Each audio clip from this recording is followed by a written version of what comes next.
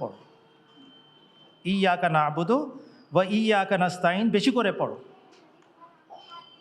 এটা রিপিট করো। আমার সুযোগ হয়েছে জামাতের কিছু বুজুর্গদের দেখার, তাদেরকে আমি দেখেছি তাহাজ্জুদ নামাজে ইয়্যাকা না'বুদু ওয়া ইয়্যাকা নাস্তাইন কমপক্ষে আমার হিসাব, আমি গুনতে তো পারি নাই তখন, কিন্তু রিপিটেশন আমি শুনছি কান দিয়ে।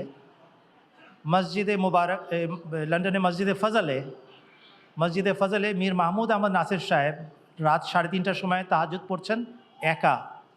তার কাছে গিয়ে আমি নামাজ পড়ার সুযোগ পাচ্ছি, আর উনি বলছেন ইয়্যাকা না'বুদু ওয়া ইয়্যাকা নাস্তাইন, আর সারাক্ষণ এটাই বলতে থাকলেন।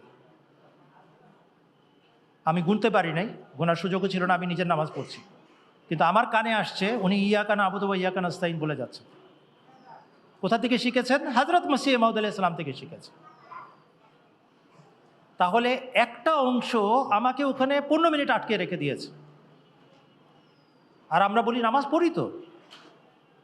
এতই সহজ আল্লাহর সাথে সাক্ষাৎ, সেই মহাপবিত্র অস্তিত্ব, যার চেয়ে বড় কেউ নাই, যার চেয়ে মহান আর কেউ নাই, তার দরবারে উপস্থিত, আর সেখানে বিনয় নাই, সেখানে আন্তরিকতা নাই, সেখানে প্রেম নাই।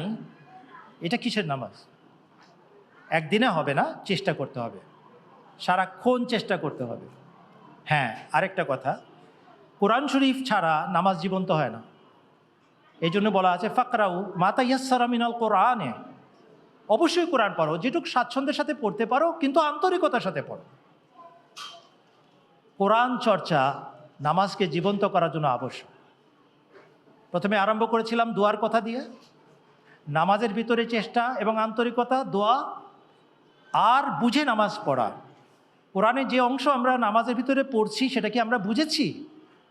তাসবিহ, তাহমিদ, তাহলিল এগুলো তো আমরা শিখেছি ছোটোবেলায়, কিন্তু যে অংশটা ইমাম সাহেব পড়ছেন বা আমি নিজের নামাজে পড়ছি, এটা কি আমার ভেতরে প্রভাব সৃষ্টি করে, আন্দোলিত করে আমাকে যে আমি কি পড়ছি?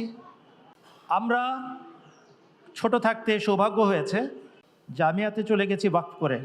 আমি জানি না আপনারা অনেকেরা অনেক বুজুর্গকে দেখেছেন, কিন্তু আমরা হযরত খলিফাতুল মসিহ রাবিকে দেখেছি, খলিফা সালেসকেও দেখেছি। খলিফা রাবের প্রথম যুগ, খলিফা হওয়ার পর 82 সালের কথা, তাহাজ্জুদ পড়ে ফজরের নামাজের জন্য আসছেন, মেহরাবের পাশেই দরজা খোলা, তাকবীরে তাহরিমা পড়ে বাড়িতে সুন্নাত পড়ে আসছেন। সুন্নাত নিজের বাড়িতে নিজের ঘরে পড়ে আসা হযরত মুহাম্মদ সাল্লাল্লাহু আলাইহি ওয়াসাল্লামের সুন্নাত। যাদের বাড়ি দূরে তাদের জন্য এটার ব্যতিক্রম, কিন্তু যাদের বাড়ি একদম কাছে, বাড়িতে নিজের নামাজটা পড়ে আপনি মসজিদে এসে ফরজটা পড়েন।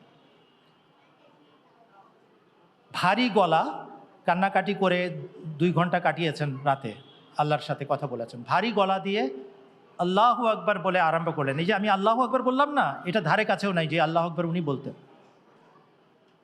উনি যখন আল্লাহু আকবার বলতেন আমরা জানতাম আরশের খোদা এখন নামছেন এখানে।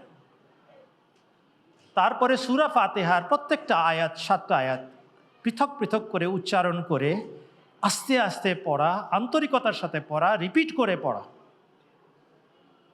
তারপরে সূরা আনামের আয়াত শুরু হয়, ইন্নাল্লাহা ফালিকুল হাব্বে ওয়ান নাবা ইউখরিজুল হাইয়্যা মিনাল মাইয়্যিতি ওয়া মুখরিজুল মাইয়্যিতি মিনাল হাইয়্য যালিকুমুল্লাহু ফাআন্না তুফাকুন।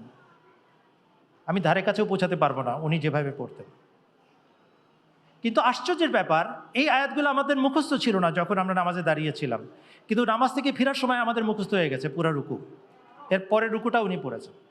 কতটুক আন্তরিকভাবে একটা মানুষ তিলাওয়াত করলে নামাজের মাঝে, আমাদের মতো বকলম মানুষ কোনো প্রচেষ্টা ছাড়া মুখস্থ করে নিতে পারে ওটা। আর আমরা 2 কিলোমিটার 1.5 কিলোমিটার সাইকেলে ফেরত যাচ্ছি, আর নিজেদের মধ্যে তিলাওয়াত করতে করতে যাচ্ছি, মুখস্থ হয়ে গেছে এই অংশটা। এই নামাজ হযরত মসিহ মাউদ আলাইহিস সালামের জাদু। এই নামাজ আহমদিয়া জামাতের বৈশিষ্ট্য। অতএব নামাজের ভিতরে সবচেয়ে বেশি গুরুত্ব আরোপ করেন আল্লাহর সাথে কথা বলার, আন্তরিকভাবে নামাজ পড়ার, আর একই সাথে আল্লাহর সাথে দোয়ার মাধ্যমে বন্ধুত্বের সম্পর্ক গড়ার চেষ্টা করেন, যেন আল্লাহ তাআলা আমাদেরকে সব দিক থেকে উদ্ধার করেন।